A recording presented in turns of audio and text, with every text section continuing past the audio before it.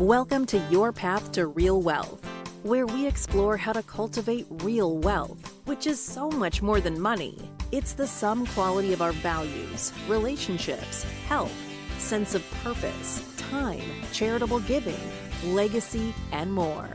Your path to real wealth begins now. Welcome to Your Path to Real Wealth. I'm Benjamin Cummings, and I'm glad to be here with my co-host, Jeff Brimhall. Jeff, do you want to introduce our guest for today? Yeah, we have a great privilege today to have a very talented and accomplished guest with us named Dr. Scott Anderson. I'm going to give a brief bio, but Scott, welcome to the program. Thanks for being on today. Thanks so much to Benjamin and Jeff. You bet. So Dr. Anderson is just a brief background. He has a bachelor's degree in psychology from the University of Utah and a master's degree in counseling and guidance from Brigham Young University, and a Ph.D. in marriage and family therapy also from Brigham Young University. And he's a clinical member of the American Association of Marriage and Family Therapists.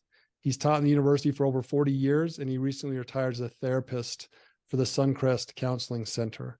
He's been a keynote speaker, and he's spoken all over the world, highly sought after. I love to hear him speak. I've heard him speak on many occasions. He's spoken at the National Conference on Addiction and Recovery, the Governor's Conference on Family, and the Freedom Academy, which is a statewide leadership event for youth. He's been married to Angel for 51 years. They have 7 kids, 34 grandkids, and 6 great-grandkids. And for me, most importantly, he's my uncle, which he's a man I've looked up to all my life. So we're very honored to have him on the show.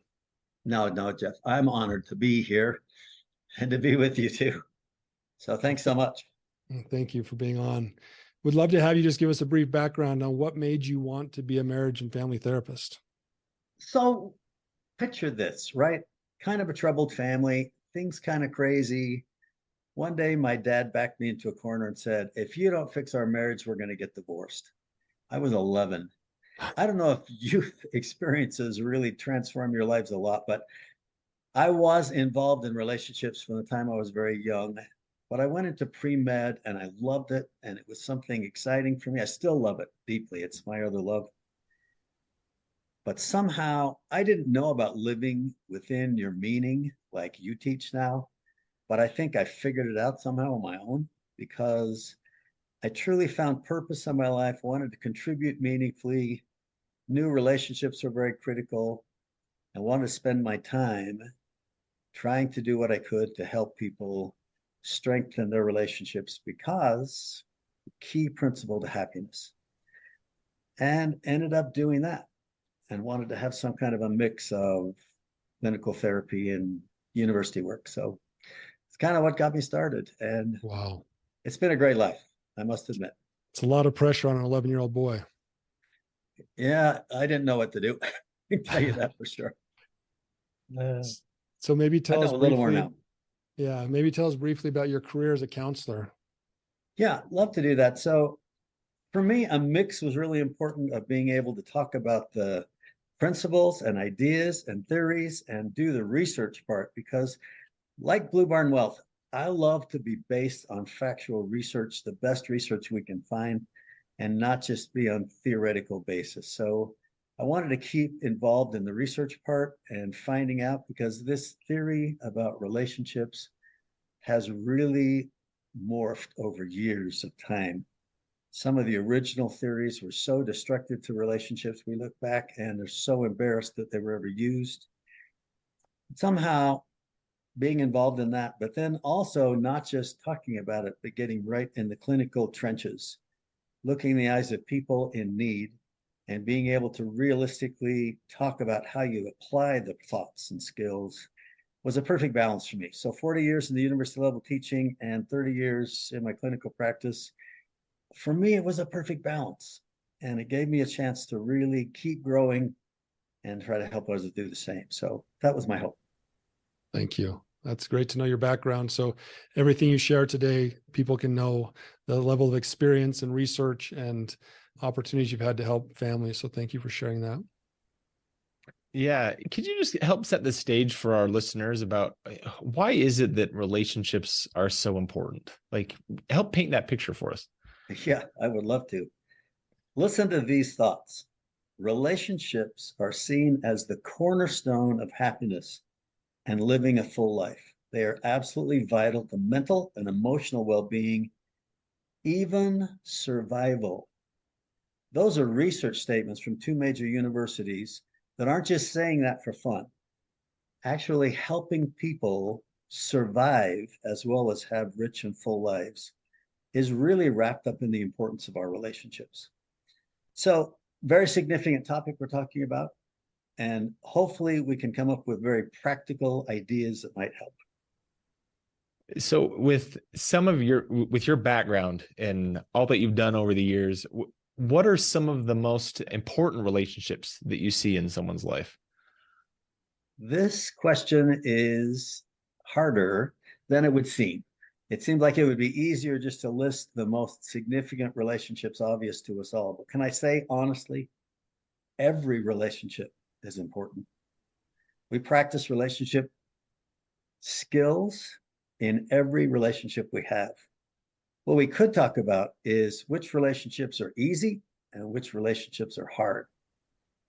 Because easy relationships are more casual, wonderful relationships we have that are kind of, we don't want to say superficial, but not as consistent in our lives. But those relationships play an important role. And we receive wonderful qualities in our life from those relationships too. So which ones are the hardest? The hardest ones are the ones that take the most work and are the most meaningful. Let me just say a sentence and let us think about it. Oftentimes, especially in relationships with parent-child, our most difficult emotions are shared with our safest relationship. I'm going to say that again because I want us to think about it. Our most difficult emotions are shared with our safest relationship. So in parent-child relationships, the hurt and the pain and the struggle and the questions and the worries and concerns are usually poured out on parents. Not that the parents aren't doing their job. It's actually because they are. Or let's talk about partners and marriage and those important relationships. There isn't a relationship in our lives that takes more work, more consistent work than these closest relationships that take everything we have. So which ones are most important? Well, the ones that take the most work are the ones that are most lasting and have the greatest effect in our lives. However, all relationships really matter. That might seem like a long answer to a simple question, but I know people that have had a 1-minute relationship with someone in their life and it really was transformative. But the ongoing relationships really determine a lot about the quality of our life. So probably too much said, but there you go. Thanks, no, great comments. Yeah, I'm still mulling over all that you've said so far, but I want to keep going. On this idea then of these meaningful relationships, whether they last a minute or a lifetime, what are some of the characteristics that contribute to a meaningful relationship? Wow. So things that make a relationship most meaningful in our lives are ones that are beyond just let me talk about the levels. Sometimes when we have a relationship or communication with someone, we start talking about things, and then we kind of talk about people, and then we transform into thoughts and start opening up and talking about our feelings. The relationships that impact us the most are the ones that go beyond the first areas and get into the deeper areas of life that really impact us. And then they're willing to be open and receive and give. So open, beautiful relationships where we can really receive and give to each other and talk about things that matter deeply. All our research says, this is really significant research out of UCLA, 3 years of neurological research that says the things that deepen in our minds the most are ones that are laced with emotion. That deepens our thoughts and our memories so much. So we have an emotional content that connects us. These really have a significant impact long-term in our lives. Kind of a short answer to a very long question. We could talk about that one forever. Yeah. No, this is very good. So maybe help me understand as your people are kind of evaluating their relationships and the quality of those relationships, maybe you could help provide some context then on what are some of the benefits of those strong, healthy relationships versus some of the negative aspects of a difficult or a challenging relationship. Can I tell you how crazy this research is? This is amazing, and it kind of is overwhelming to me the more I read and study it. But literally, benefits of positive relationships include less stress. How does this one? Better healing. In fact, 3 times more likely to survive surgery if you have a positive relationship. 3 times more. Wow. It boosts your immune system. It supports healthier behaviors. It gives you a sense of purpose. There we are back to Blue Barn Wealth. I mean, right? It really helps us focus on our purposes. It adds years to your life. It reduces our blood pressure. In fact, Syracuse University said the single biggest predictor of happiness, more than business, physical health, wealth, or status or fame, is the quality of our relationships. And one of the reasons for that, physiologically, here we go back to my pre-med work that I love so much. Physiologically, when we have a positive relationship, it releases neuropeptides in our body called oxytocin, which gives us calmness and connectedness. So we actually have a physical chemical reaction to it. And if we don't have that, loneliness, less focus, more unhealthy behaviors, sickness more regulated, especially mental and emotional strain, depression is a consistent outgrowth of lack of connectedness. So when we look at the benefits, we realize, okay, these are greatly important in our lives. How can we really build on this idea and make sure we are doing our part to have good, meaningful relationships? I love that. Too much to do about. No, this is great. So then how does someone measure the quality of their relationship? How do they tell if they've got a good relationship that's contributing these good benefits or not? Like, how do they determine that? Well, the easy answer is, of course, if it's meeting my needs. That has become the most self-centered, unrealistic approach to relationships I think I know. We have music everywhere. I could sing. Maybe that would add to this little podcast. But you don't bring me flowers anymore. Who thought up this stupid song? I mean, is this about you meeting my needs? And all I have to do is say, if you're meeting my needs, then I'm okay. Or if you're not bringing me flowers, I'm out of here. That is not a quality relationship. Quality relationships are one that abide, survive. There are times when you really need you the most and are most unlovable. You get a partner that is supportive, a parent that is consistent, relationships where you can rely on each other in difficult times. It is not a simple answer we're talking about, Benjamin, right? This is a challenge. It is a relationship where we can give deeply of ourselves, even at times when it's not received. And then we stay consistent and committed, and we can count on each other. The kinds of things our society teaches about relationships right now are mostly destructive. I can tell you right now that, we're in a phase where people believe they shouldn't ever have to have pain and ever have to struggle. If that's true, they're never going to reach the depth of relationships they really could, because it takes effort and sacrifice and selflessness and work. And when you're willing to do that kind of work, then the benefits are all those we talked about.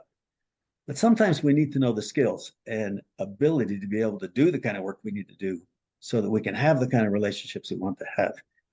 Because it's not something we get taught. Both of you are PhDs, right? How many classes did you have on including and improving your wonderful relationships in your life when you're going through your financial work, right? We study it for years and years and years for our profession. How much do we study for our life quality that gives us the greatest happiness? I don't know. That's a Not great point. Right.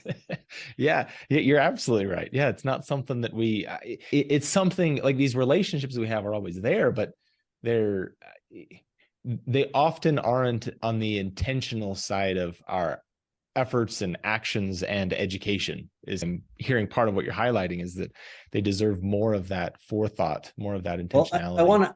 I want to say to you two, how about having a group of people that are so experienced in their field get together and say, hey, why don't we have a podcast on relationships to talk about real wealth?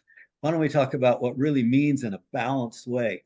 Why don't we look at a broader perspective than how many dollars are in your bank account? You are to be honored for saying, guess what? We have to study a broader view of this if we're going to really talk about quality of life. And you're doing what I'm saying is not being done. You're accomplishing this idea that says, no, let's look at a broader perspective about what needs to be.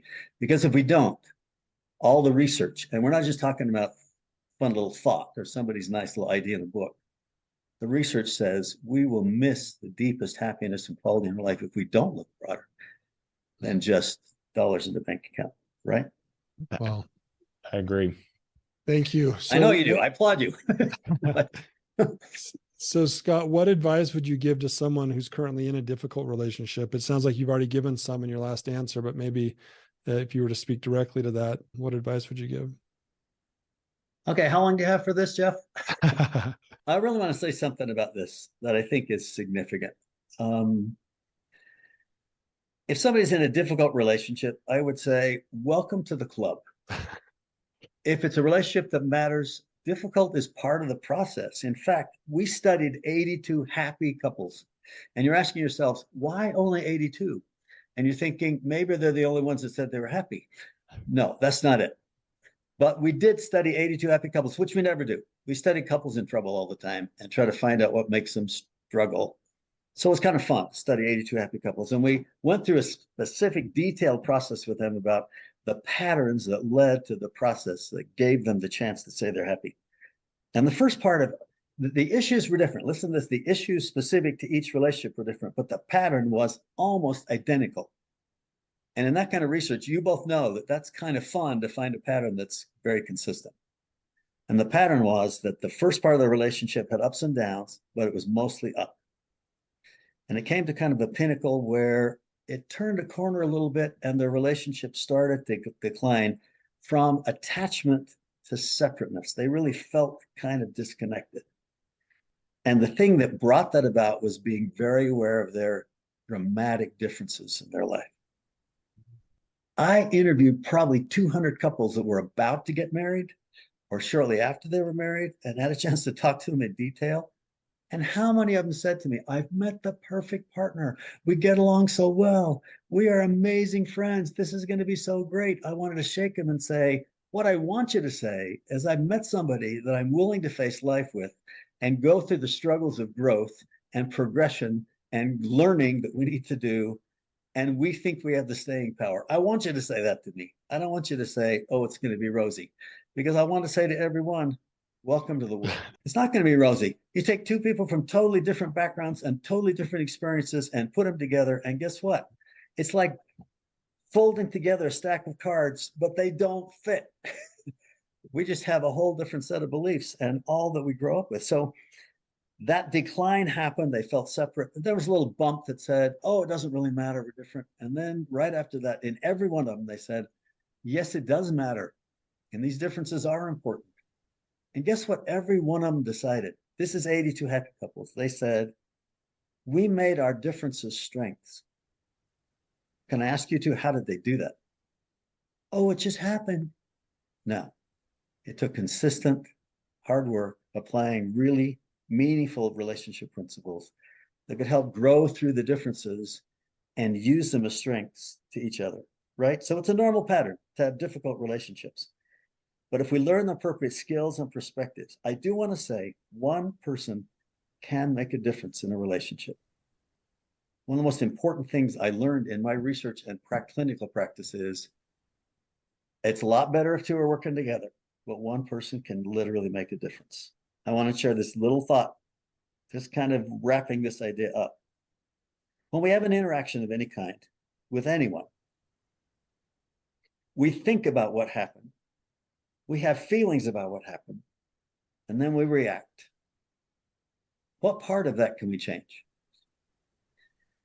If we think that what they did created our feelings, and then our actions came from that, we don't have much agency. But if we realize what we thought about what they did created our feelings, then we can make a difference. And literally one of the ways we make a great difference is to realize we can think about things differently, see things differently, try to understand and comprehend people's behavior and their motive and their purpose more completely, and it helps us see things differently. Okay, that's a long answer. But somehow, difficult relationships are constant in our lives if they matter. You ask any parent, isn't parenting the sweetest, easiest thing you've ever done? No, paydays are 20 years away. Hang on, right? I mean, we kept being told, okay, well, if you just work hard on these principles, then the contention in your family will cease. And it did. As soon as one of them moved out, it got less. But we learned together and we grew together, and it was great. I mean, for 4 years in a row, my son said, I will stop teasing my sisters as his goal for the year. The next year he would say, really, I'm serious about it. This year, and the next year, no, I mean it this year. Well, anyway, then he moved and it got better.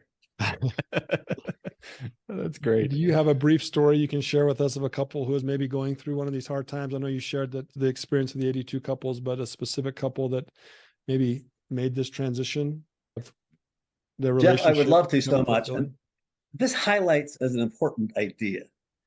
And I've selected this particular one just to highlight an important idea. It's probably a simpler representation of a principle, but I think it will speak to what we want to say. So a couple came in, they'd been married 3 years, they had a beautiful little baby, and they said, we went to get divorced and we have to see a counselor for 6 hours. Can we do it all today? I said, no, I don't have 6 hours. I said, we'll do it over the next 6 weeks. Sat down with them and interviewed each one individually to try to find out more about their individual lives. As I did, briefly, she was raised in a foreign country. Her dad left the family when her mom was expecting her little brother. She was 1.5 years old. They had no money. They had no ability to survive. They took over management of a huge plantation. And every day from when she was 2 years old on, she remembers standing next to her mom and working 14 hours a day. They worked and struggled and did so much to take care of this massive plantation, all the people, fix all the meals. And then her mom wanted a better life for them. So she left them there doing the plantation when this girl was 14 years old, and she ran the place herself with her little brother's help. And mom was gone for 2 years when she raised enough money to bring him to the United States. Well, in the midst of all that had gone on, she kind of talked about things. In fact, she said, I broke my arm when I was 11 years old. And she pulled her sleeve up and showed me the big dent in her arm. And she said, and I never told anybody. I just wrapped it up and kept working. I mean, this was her life, right? And the more I learned about her life and that. So when I was interviewing him, I'm the youngest in a family of 5. And I was mom's little surprise. And she just doted over me all the time. And she would say to me all the time, oh, if you've got the sniffles, you're probably going to get sick. You better stay home with me, she said, because she loved to have me stay home. And anyway, it was just this obvious interaction. And I got together with them together and they started to talk, and they were going on and on about their differences and on about this kind of pain and this kind of fight and all that stuff. And I just stopped them and I said, let me just ask you a question. And I asked her first. I said, what if I said to you, smothery, syrupy kinds of things? Oh, let me tell you the first story they told me, and that doesn't make more sense. They said, okay, they got married. It was about a week into their marriage, and he got the sniffles, right? And she went out to get breakfast ready, and she walked in the room, and he was in bed. And she said, what's the matter? He said, I'm congested. She said, oh. And she walked out of the room. Well, what's she thinking? He's going to jump up and get going. We're going to go work. It's going to be great. Sniffles.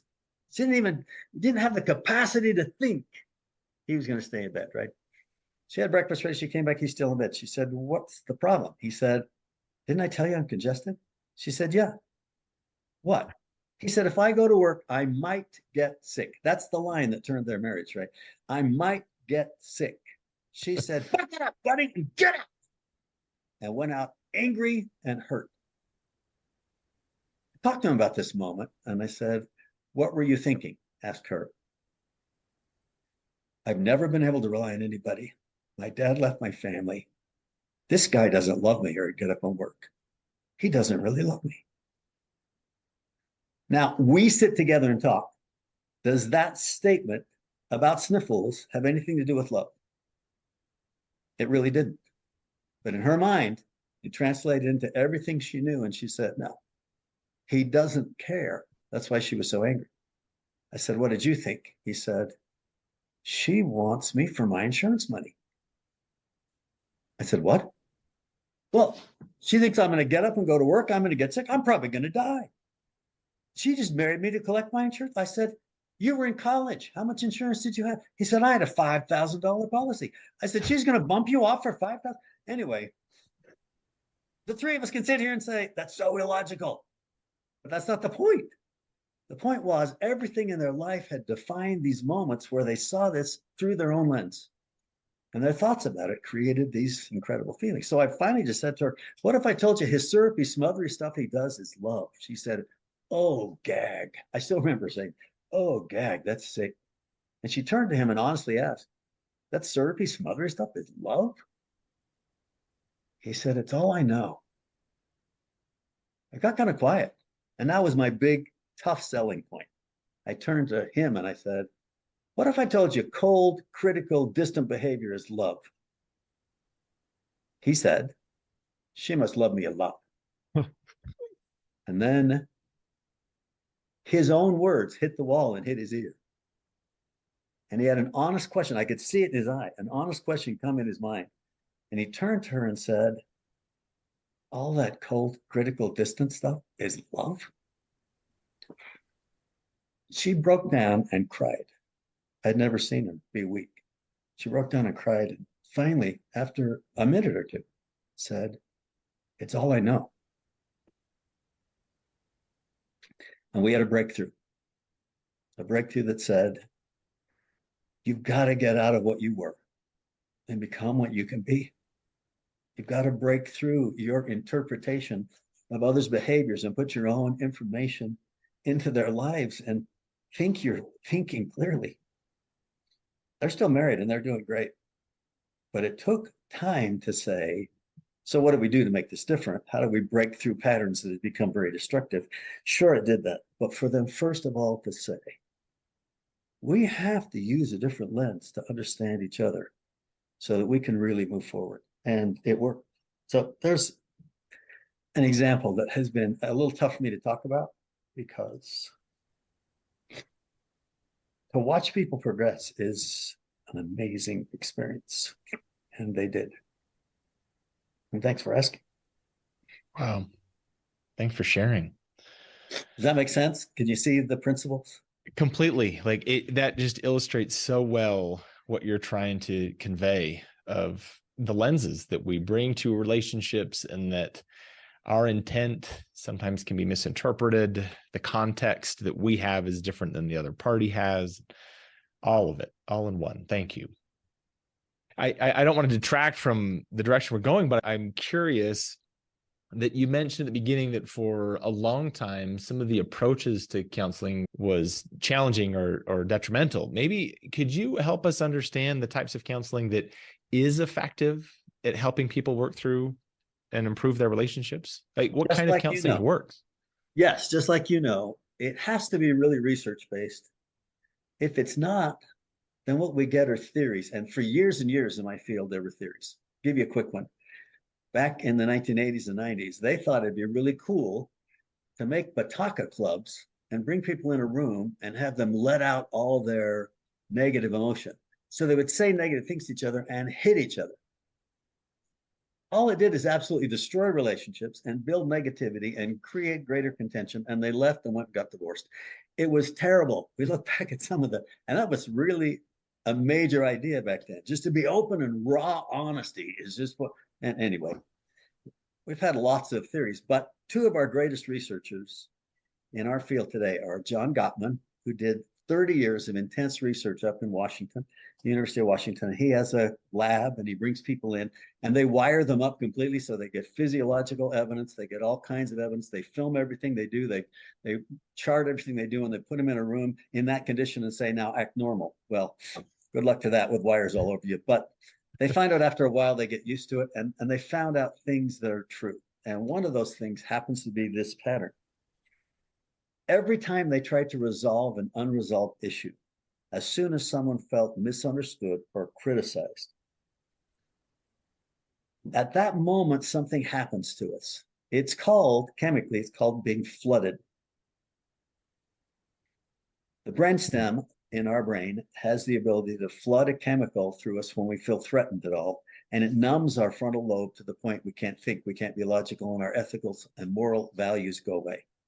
So once that happens, instead of talking about an issue when we feel criticized, we start to express contempt, which is attacking each other instead of talking about the topic, right?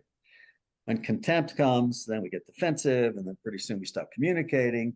He said this pattern, he calls them the 4 horsemen of the apocalypse. These things are so destructive. In fact, every relationship that lasted had the ability to have at least 5 positive interactions to every negative, because negative interactions have 5 times the control in a relationship that positive ones do. So the first thing we do if a methodology is going to help is break the pattern. One of the best people I know is a lady named Sue Johnson. This has had 30 to 40 hours of research at universities everywhere. It is probably the most substantiated research approach. Emotionally focused therapy is what it's called. And the first thing she says is exactly what Gottman says. You got to break the pattern. But inside of that, she said this: every person genuinely desires attachment. They really want it. But people go about it in a very different way. And as they draw together to be attached, and all of a sudden it's not working and something's not working well, people have a different approach. Some people become aggressive and want to fix it. Some people flee and run away. Okay, we'd been married a little while. My sweetheart and I were having a discussion. Obviously, she started to back away from me and didn't want to talk. So I'm the aggressor, right? Let's fix this now because my parents got divorced and I'm not going to do that. And we're going to fix things right now. So I'm literally chasing her around the room. We were going slowly, but she kept backing up and I kept walking forward. And she finally locked herself in the bathroom, and I knocked and said, "Can we talk?" And she said, "No." And I said, "When can we talk?" And she said, "Never." And I said, "That's a long time. What do you think?" She said, "We'll see." Anyway, we were young marrieds trying to get this pattern set. And I knew I had to learn how to slow down and back off and give her some space. And she had to learn how to speed up and be willing. Well, Sue Johnson's research says everybody really wants, and even fleeing behavior is a desire for attachment. When people are afraid of relationships and afraid they're going to fail, I'm going to say this twice. I want us to really think about it. When people are afraid of relationships and think they might fail, and they realize if they fail in a relationship, it will hurt their spouse or their partner or their child, they just pull away. And it looks like, I don't care, I'm disconnected, I'm not. No, it's really an approach to be more attached, because what we do out of fear is flee. Sometimes out of fear, we do the opposite. We get aggressive and approach. But anyway, she covers all that and says, what we need to do is recognize our pattern and label it. So instead of talking about each other, you just stay here and talk, and we, all that. She calls it, she just has them label it like the tornado just came into our relationship. When you see the pattern, you label it, say, okay, the tornado's here. And just like Gottman said, the first thing you have to do is take a time out, let the chemicals in your brain lead off. It takes 18 minutes, usually, for the chemicals to kind of drift away, and then come back. Listen to this statistic. We love statistics. 98% of people that try to resolve a conflict when they're flooded consider it to be absolutely unsuccessful. It's a pretty high statistic. Yeah, I think that's a pretty good one. Yeah. Too bad in our financial world we can't have statistics like that, right? So right. Really, we have to break up the negative and find a way to interrupt it. And then we have to relabel the challenges we're having as sincerely, just like the couple I told you about. They both wanted connection, but the way they were going about it was totally destructive to each other. And we have to kind of get past that, recognize it, label it. And then the skill set that goes on from there is learning how to connect in a positive way. So those methodologies seem to be the best researched and seem to be helping the most. Oh, that's great. That's great. So there's a lot of stigma about, or there can be a stigma about going to go see a counselor or getting help with relationships. If we don't have the tools or we don't have the skills, some people may be resident or some people may be hesitant to go and seek help. What are your thoughts on that, and how do people overcome that? Okay, Benjamin, this is back to an issue we talked about. Easy or hard, right? We're all good in easy relationships. We're so good. We can easily say, I have great relationships in my life. I can talk to everybody anywhere and I get along just fine. But when I try to talk to my kid, I try to talk to my partner, it doesn't always work. Well, we think then, I've got the relationship skills I need. I don't need to go get help with this because I know how to do it. It's just my partner. It's just this kid of mine. It's just whatever, right? So we kind of have evidence that we're pretty successful at it. And that's true in relationships that don't take the kind of really deep, consistent work to transform them. That kind of skill takes some help. And I'm an honest believer that some of that help is available online. Bibliotherapy is very powerful. There are things we can read that'll help us a lot. I really believe that too. But also sometimes it's great to have a coach. And it's great to have a coach that can sit there. But I want to say a word about counseling. You cannot separate yourself from a counseling setting. Your values and who you are interact in a counseling setting because it's so deeply personal. And if you're looking for a counselor that's going to help you coach through what you're dealing with, find someone that's based on good relationship ideas and find someone that's going to support your values and not try to instill their own in a relationship that might be constructive.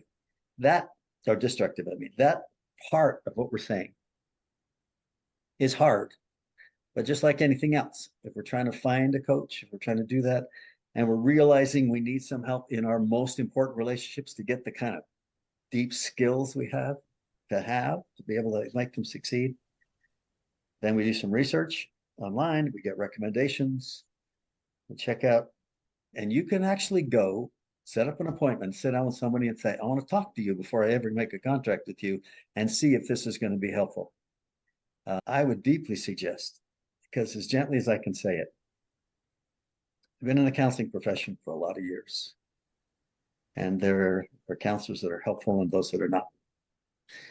And so we want to find ones that have important supportive values to your own, and then have skills in areas that are based on good research principles. That's my bias, and I just poured it out. Thank you so much. This is such valuable information, and we only have a few minutes left with you, Scott. We appreciate so much your time, but I want to ask this question about wealth and the impact on relationships. In your experience in working with families, is there, people think if they have more money that their life is better. And I wondered if, from your experience, if you've noticed some kind of a correlation between how much money somebody has and the quality of their relationships. Thanks, Jeff. Not correlated, but interrelated. Maslow says you got to have your basic hierarchy needs met, and that reduces some stress. And it's true that if you have the ability to have some freedom to make choices about the use of your time, that can help a relationship if you choose to use your time to help your relationship.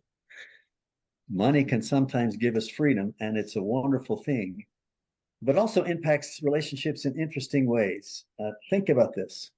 Money means control, respect, values, power, unity, adequacy, self-worth, agency, security.